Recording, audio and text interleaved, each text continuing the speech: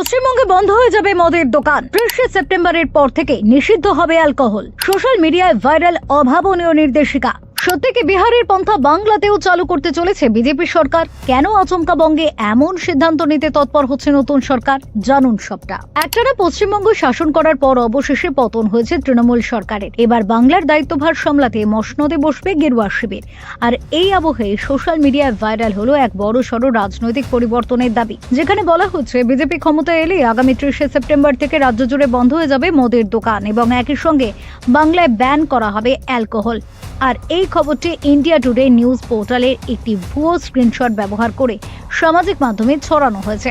এর জেরে সাধারণ মানুষের মধ্যেও ব্যাপক চাঞ্চল্য ও বিভ্রান্তির সৃষ্টি হয়েছে। কিন্তু আসল সত্যিটা কি?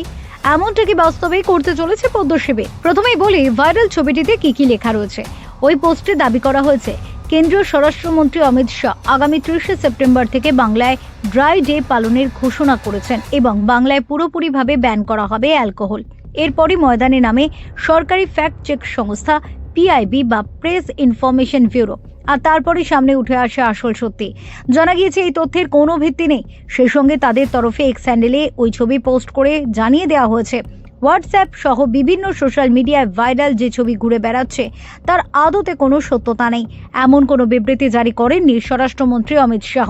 তাই অযথা ভুয়ো খবরে আস্থা রাখতে মানা করা হয়েছে রাজ্যবাসীকে। পাশাপাশি এও জানানো হয়েছে যে যদি এরকম ভুয়ো সংবাদ সোশ্যাল মিডিয়ায় নজরে পড়ে তাহলে সচেতন দেশবাসী হিসেবে অবশ্যই তা পিআইবির অফিসিয়াল হোয়াটসঅ্যাপ নম্বর বা ইমেইলে পাঠিয়ে যাচাই করে নিতে।